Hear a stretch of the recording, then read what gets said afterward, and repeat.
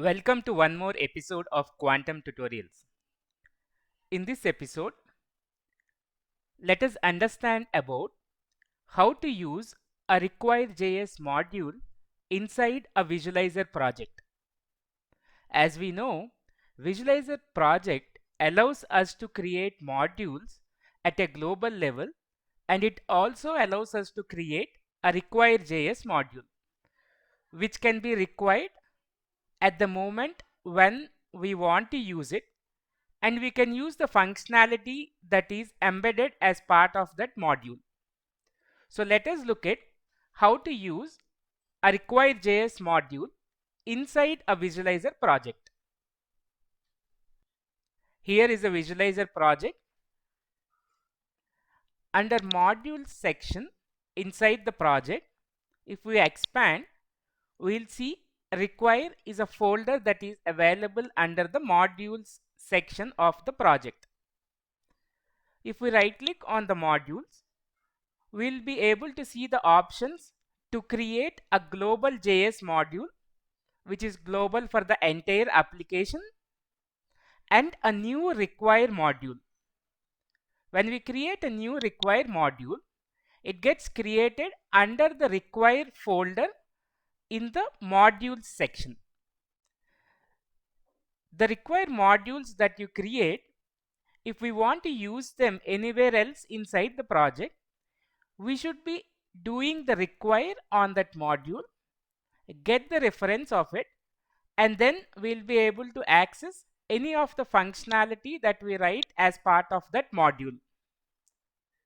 Let us implement a simple example by writing a function which we'll be using to invoke integration services inside this project.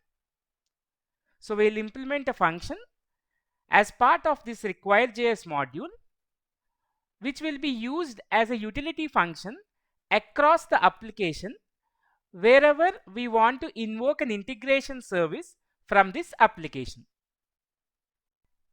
Here is the function that we have defined: invoke integration service inside this Require.js module.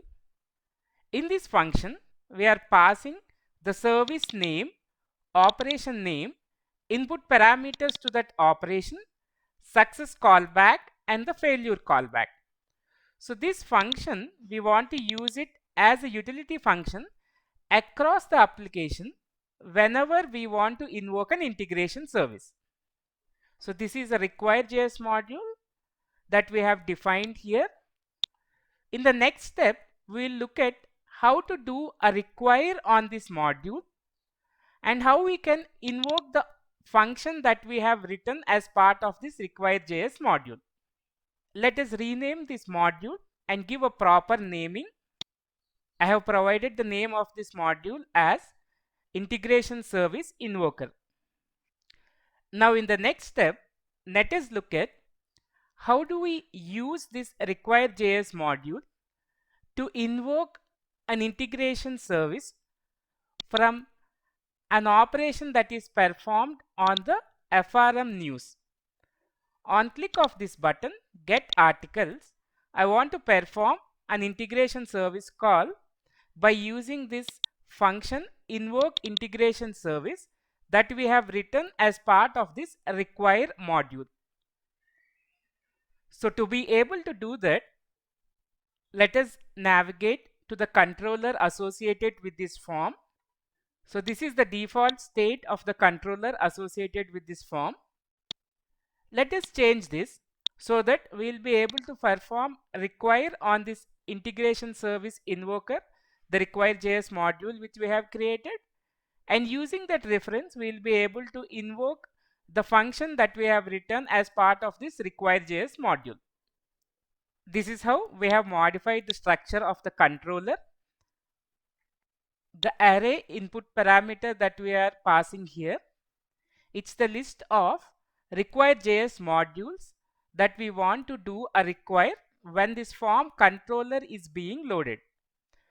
So before the form controller gets loaded, all the references that you have given inside this array to the Require.js modules will first get loaded, and then the form controller will be loaded. and corresponding to each required JS module that you have mentioned inside this array, we'll create a reference as an input for this function. Currently I have only one required JS module that I am loading, so I have only one reference. If we have multiple inside this array, so this function will have multiple input parameters corresponding to each required JS module that you are loading. So using this reference, now we can invoke the functions that are part of this required JS module. Let's see how we can do that. Here is the function that we have implemented as part of this form controller. Inside this function, if we look at this line of code, we are using the reference to the required JS module that we have loaded, and using that reference we are invoking the function that is part of this required JS module, and we are passing the integration service name, the operation inside that integration service, and the input parameters to that operation. We are passing the success callback and the failure callback. So this is how we will be able to perform require on the required JS modules that we want to load while the form controller is being loaded. And once the required JS modules are loaded, then the form controller will also get loaded, and then using the references to those required JS modules, we'll be able to invoke the functions that are defined inside those required JS modules.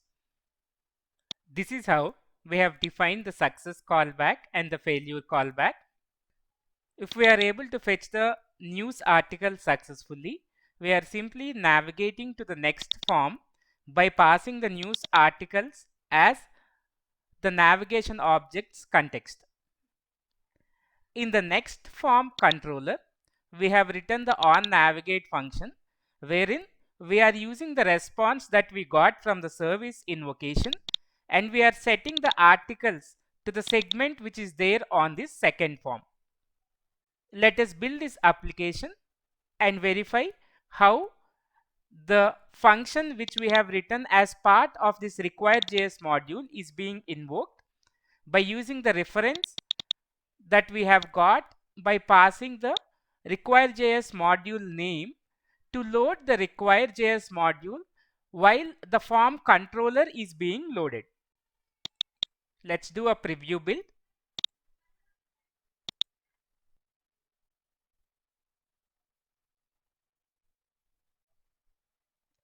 Now if we look at the sources under app.js, along with the FRM news, the startup form, and the controller associated with the startup form, FRM news controller, the required JS module that we have passed as the input inside the controller JS file is also loaded at the time the form controller got loaded.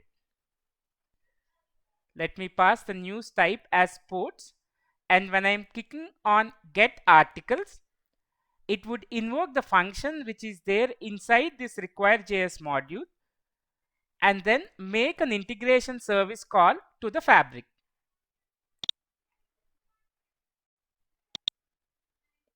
If we look at the network calls, so the integration service call is being made, get articles, and this is how we got the response, and the response is being shown on the second form as we see here.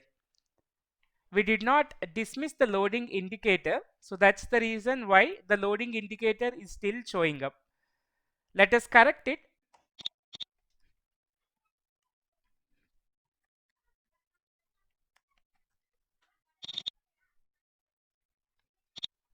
I have added the line of code to dismiss the loading indicator both in the success callback and the failure callback. Let's do a preview build once again.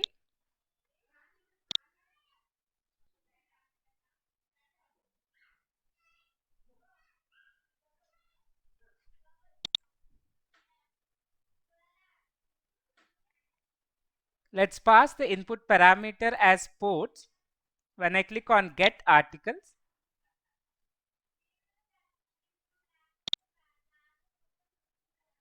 This is how we are able to fetch the response from the get articles integration service, and we are showing it on the screen. So whenever we have a require.js module inside our visualizer project, we can use this syntax to load the require.js module before the form controller gets loaded, and by using the reference of those require.js modules, we will be able to invoke the operations which are there inside those require.js modules. So this is how you can make use of require.js modules inside a visualizer project. Thank you.